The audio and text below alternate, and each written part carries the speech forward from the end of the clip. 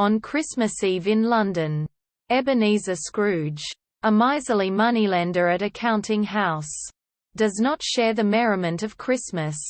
He declines an offer from recently widowed Mr. Smythe and his daughter Grace to pay for Mrs.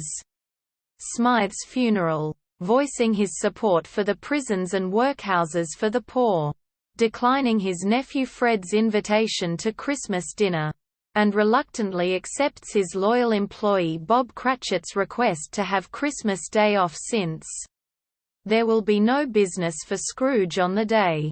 As Scrooge leaves for home, he encounters three individuals, a candle lighter, a barker and an old blind woman, and declines their offers to collect money for charity. In his house, Scrooge is visited by the ghost of his deceased business partner, Jacob Marley, who warns Scrooge to mend his ways, lest he be condemned in the afterlife like he was, informing him that three spirits will visit him during the night. At 1 o'clock, Scrooge is visited by the fairy-like ghost of Christmas past, who takes him back in time to his childhood and early adult life. They visit the time when his father John William was sent to prison for failing to pay debts, his lonely days as a boot factory worker, and then his time as an employee under Mr. Fezziwig. Fezziwig throws a Christmas party, where Scrooge befriends and is engaged to a young woman named Emily. However, the ghost shows Scrooge how he and Marley chose money over Fezziwig and how Emily later left Scrooge after realizing how hard-hearted he has become. The ghost finally shows him when Marley dies after overworking himself. A devastated Scrooge dismisses the ghost as he returns to the present.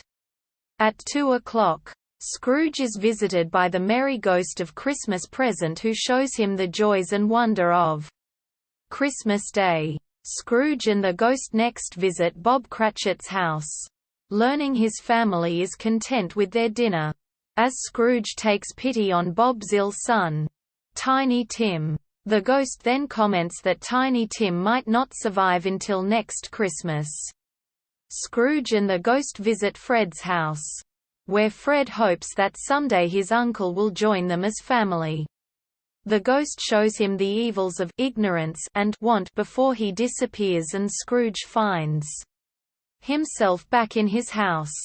At 3 o'clock, the ghost of Christmas Future approaches Scrooge, appearing as a silent woman under a beggar's robes. The ghost takes Scrooge into the future of 1850.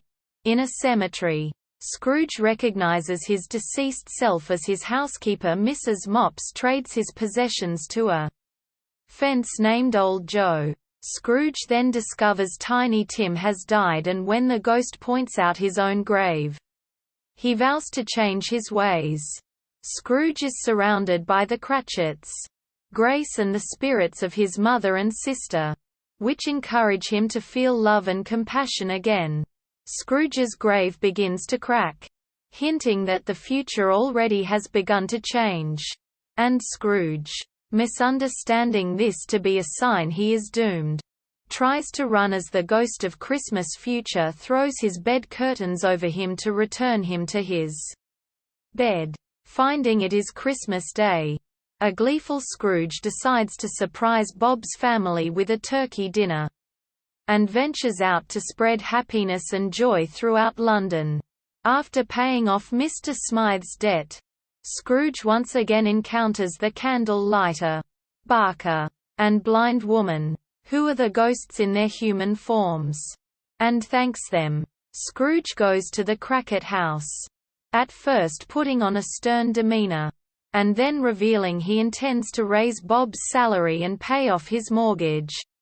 Scrooge then goes to Fred's house to celebrate Christmas with the neighborhood and the Cratchits.